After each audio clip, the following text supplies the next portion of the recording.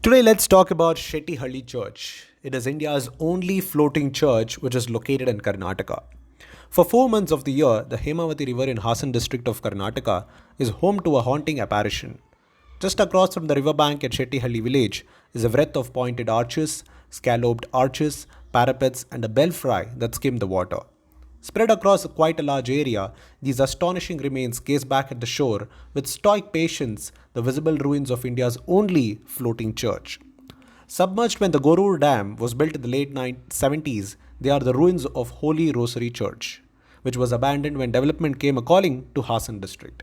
Now, every year, when the river swells during the monsoon, the church goes under and rises again when the water ebbs.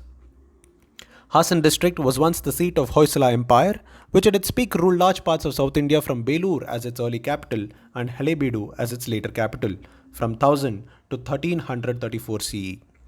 During the 14th century, invasions by the Delhi Sultanate weakened the Hoysala state and the district became part of the Vijayanagar Empire. In the colonial period, Hassan was one of the districts where the British built coffee plantations, many of which survive to this day. The little village of Shettihalli lies in this district 200 kilometers to the west of the state capital of Bengaluru. Shettyhalli was first mentioned in Jesuit records by the missionary priest Father Manuel de Almeida in 1727 CE, but it became a separate mission station only in 1740 CE. There was an older church in Shettyhalli which was probably destroyed. The Holy Rosary Church of Shettyhalli, referred to as Settihalli in colonial documents, was built by French missionary Abbé Jean Antoine Dubois in 1810. Dubois traveled to India to work with the mission in Trenches, a Roman Catholic missionary organization, around 1792. In India, he was first attached to the Pondicherry mission, but after the British captured Seringapatam near Mysore in 1799 C, Dubois was invited to visit the town again. He lived like a local and adopted their dress and customs, which he studied keenly. His book, Description of the Character, Manners, and Customs of the People of India and of their institution, religious and civil, which was published in London in 1817, was for many years the most authoritative text on the subject. The Muslim ruler of Mysore, Tipu Sultan, had forced many native Christians to convert to Islam. Du Bois reconverted them to Christianity and subsequently many of them settled in and around Shettihalli, about 116 kilometers to the northwest of Mysore. These people were referred to as caste Christians, who, while Christian in their beliefs, preserved the customs of the communities to which they originally belonged before converting to Christianity. Du Bois built the Holy Rosary Church here in 1810 to serve the spiritual needs of the Christians who settled here and later the British population. Du Bois returned to France in 1823 with a pension from the East India Company, but his church continued to prosper. Over time, it was enlarged, the last of these renovations probably taking place around 1860.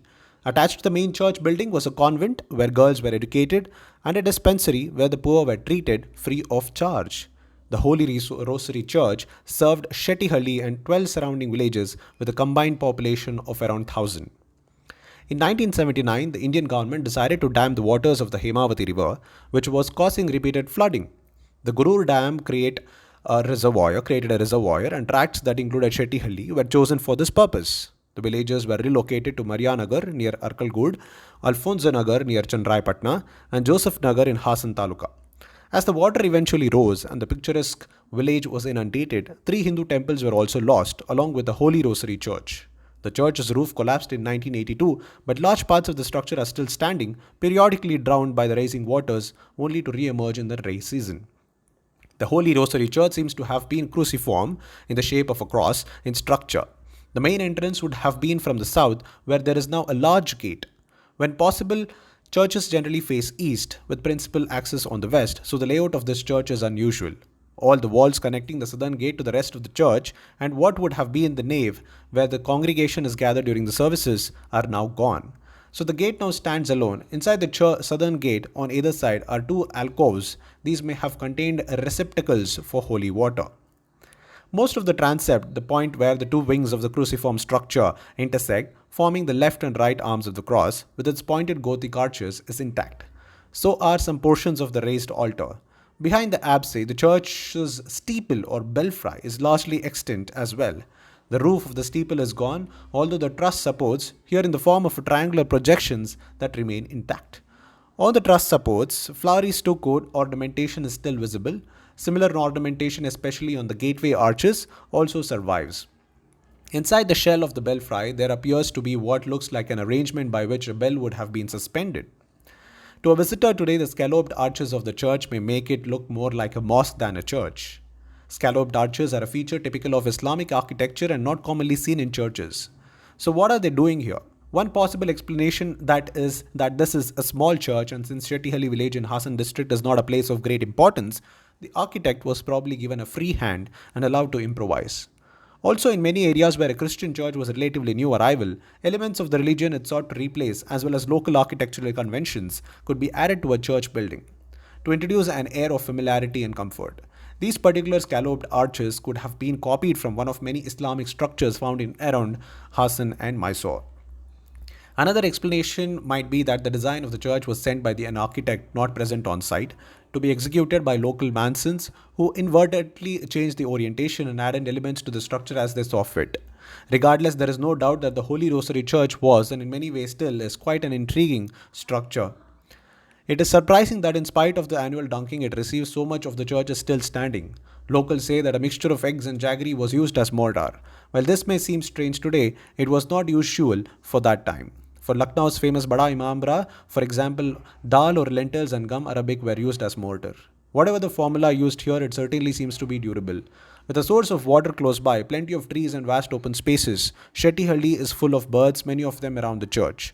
The church is popular with both visitors as well as film crews and is often used in movies and music videos. Photographers have also found the area ideal for astrophotography due to the low levels of light pollution. When the waters recede in the summer months and the church becomes accessible, it attracts the explorers and visitors. During the monsoon, as the church is submerged, coracle rides take visitors around the area. The Holy Rosary Church is certainly not the only religious structure to be drowned by the waters of a dam. When construction of the Bhakra Nangal Dam across the Sutlej River in Himachal Pradesh began in 1948, then Prime Minister Jawaharlal Nehru called dams temples of modern India. These temples have been responsible for the submergence of many actual temples and historic sites of ancient India. In Telkopi in West Bengal, ancient stone temples still peek out of the waters of the Penchant Reservoir. After the Hirakud Dam across the Mahanadi River in Odisha was completed in 1957, scores of temples were drowned in the waters of the reservoir.